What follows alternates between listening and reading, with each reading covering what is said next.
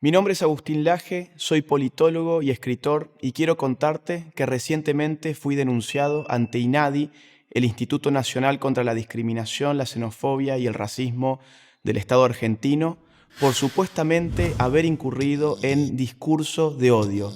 La denuncia en cuestión está acompañada por supuestas pruebas, que son básicamente capturas de pantalla de tweets de mi autoría, como el que verás a continuación. El problema no es que Carlos se autoperciba como Carla. El problema es que Carlos arme un lobby y presione al Estado para obtener privilegios, obligando a los demás a percibirlo como él se autopercibe, ley de identidad de género, y a financiarle el disfraz, subsidios hormonales. Ratifico y ratificaré estas palabras hasta las últimas consecuencias. Mi problema no estriba en las orientaciones sexuales o en las autopercepciones de los demás, sino en que esas orientaciones y esas autopercepciones sustenten ideológicamente a un Estado cada vez más autoritario y que se constituyan en la base de la restricción de mis propios derechos, como en este caso el derecho a la libertad de pensamiento y de expresión.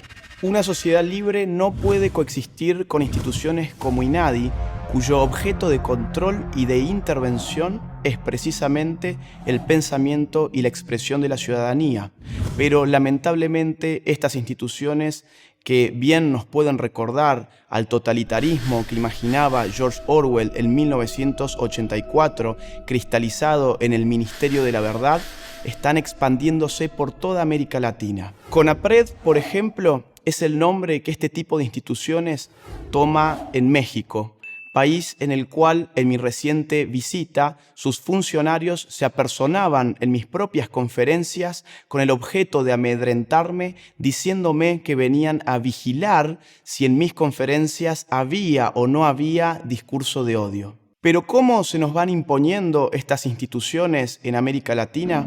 Fundamentalmente a partir del cumplimiento de 3 pasos. Primero, se le hizo creer a la gente que toda expresión políticamente incorrecta o toda expresión crítica que se desmarca del discurso dominante constituye un discurso de odio y que es función del Estado combatir semejantes expresiones. Así, instituciones como INADI se han ido legitimando a medida de que se impuso la idea de que la libertad de pensamiento y de expresión constituyen derechos inferiores respecto de la necesidad de abolir todo discurso de odio. Y la gente fue aprendiendo un nuevo Padre Nuestro que reza así: nadie tiene la libertad de expresar un discurso de odio.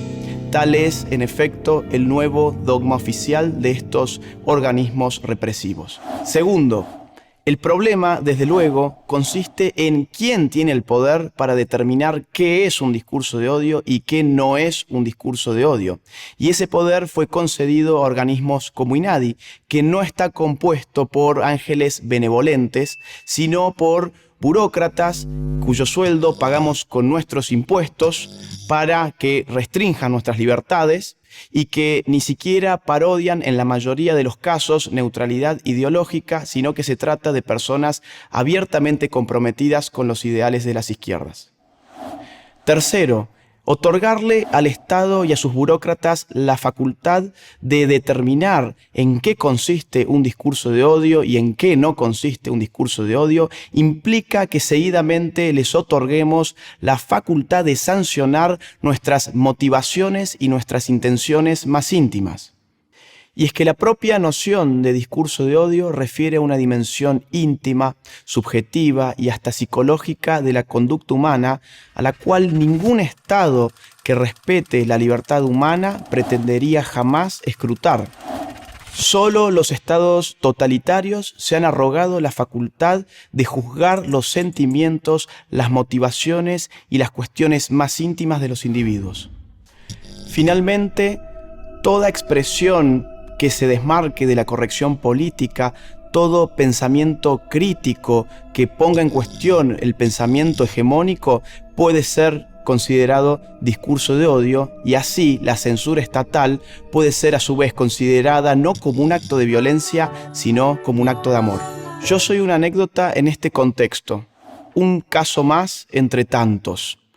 De hecho, supongo que INADI terminará propagando, en definitiva, el interés social por mis ideas, mis escritos y mis conferencias, porque eso es precisamente lo que genera la censura, mayor interés.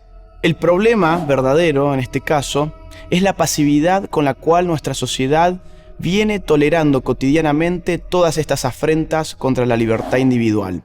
Porque yo estoy seguro que una aplastante mayoría de ciudadanos estaría de acuerdo en que no tenemos que aceptar instituciones estatales que se arroguen la capacidad de determinar qué puede ser dicho, qué no puede ser dicho, qué puede ser escuchado, qué no puede ser escuchado, qué puede ser escrito, qué no puede ser escrito y qué puede ser leído y qué no puede ser leído.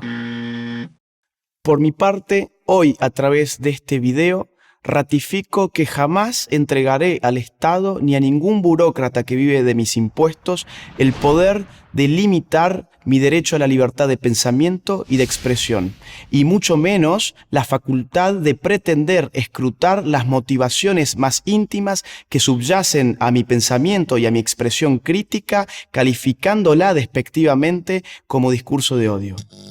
Mi batalla contra ellos será jurídica, pero también política y sobre todo cultural, porque una vez más no es compatible una sociedad libre con instituciones como estas, no es compatible la libertad con ellos, no hay libertad real donde instituciones como INADI existen.